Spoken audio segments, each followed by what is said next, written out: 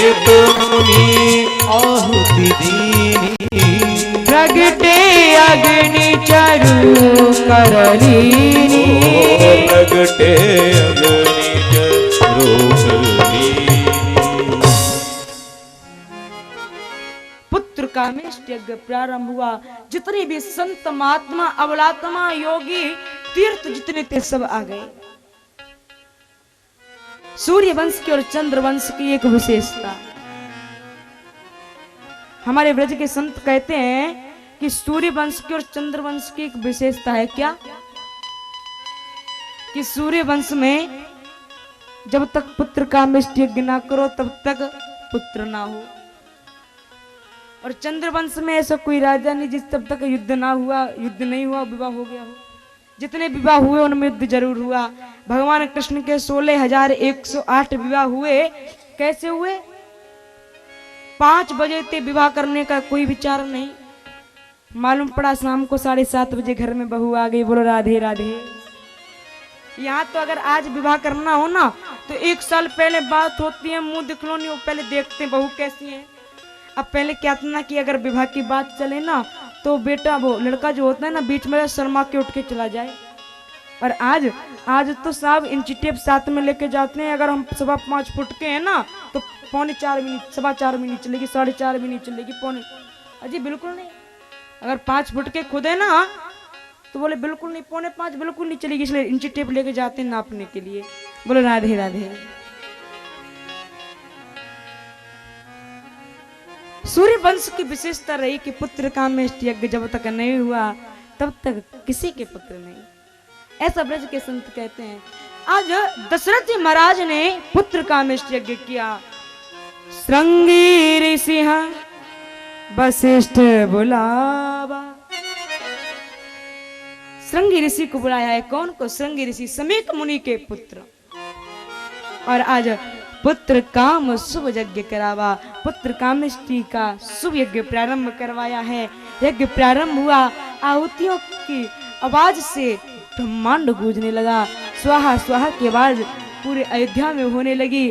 और आज जैसे प्रेम सहित मुनि आहुति दीनी, जैसे प्रेम के साथ में आज पूर्णाहुति दी कि यज्ञ कुंड में से स्वयं अग्निदेव खीर का कटोरा लेकर के प्रकट हो गए। बोले अग्निदेव भगवान की। प्रगटे अग्नि चरु करली। खीर का कटोरा लेकर के प्रकट हुए हैं। और वही खीर का कटोरा महाराज दशरथ को दिया और कहा महाराज ये खीर अर्ध भाग कौशल्या जी को, आधा भाग महारानी कैकेयी को और आधा महारानी सुमित्रा को खिला देना। भगवत कृपा होगी तो दिव्य संतान की प्राप्त होगी। कह करके अंतराधान हो गए। और आज महाराज दशरथ ने कितनी होशियारी से काम किया है। बाबा तुलसीदास जी कहते हैं दशरथ जी महाराज ने यहाँ पर बुद्धि का प्रयोग किया, विवेक का। क्या? अर्धभाग, ध्यान से सुनना ये जरा कि अर्धभाग कौशल्या ही दीना। पूरा भाग था खीर का। पहले पूरी खीर का क्या किया? आधा भाग किया पूरी खीर का। और वो आधा भाग किसको दिया? कौशल्या जी को। अर्ध भाग कौशल्या ही दीना, उभय भाग आधे कर लीना। उभय, उभय माने बाकी, बाकी के भाग का 2 भाग कर लिया। नहीं, उभय भाग आधे कर लेना। उभय बचे हुए भाग का, उभय भाग का बचे हुए भाग का फिर आधा किया। अब आधा करके वो किसे दिया? महारानी कैकेयी को। कैकेयी सो कह नपसो दयाऊं, रहो सो उभय भाग पुनि भया। महारानी कैकेयी को देने के बाद जो थोड़ा सा खीर का भाग रह गया, बोले रयो सो उभय भाग पुनि भयाऊ। बोले दोनों रानियों को देने के बाद में उस बचे हुए भाग के भी क्या हुआ, बोले रहो सो उभय भाग पुनि भयो, बोले उनके भी भाग हुए दो। कारण अगर राजा किसी को सम्मानित करे, अगर राजा अपने मंत्री को खुद सम्मान दे, और मंत्री अगर किसी एक नौकर को सम्मान दे, छोटे छोटे नौकर को, तो प्रतिष्ठा किसकी बढ़ेगी? फिर राजा से बड़ा कौन होगा? वो एक नौकर जिसको मंत्री ने भी की।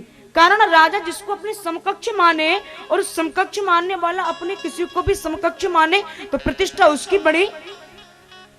और आज महाराज दशरथ ने भी यही क्या किया, सोचा कि मैं सम्राट हूं, सम्राट होकर इन तीनों का पति भी हूं।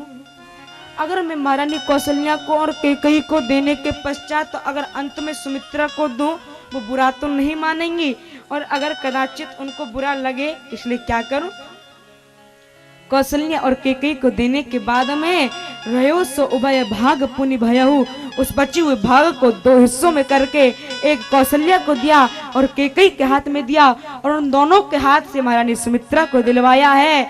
और उस खीर को, उस प्रसाद को दो भागों में पाने की वजह से महारानी सुमित्रा के दो पुत्र हुए। बोलो राधे राधे। राधे राधे। एहि विधि गर्व सहित सब नारी, इस प्रकार से तीनों रानियां गर्भवती हुई, पूरी अयोध्या दुल्हन की तरह सजने लगी, मन में आनंद उल्लास होने लगा है।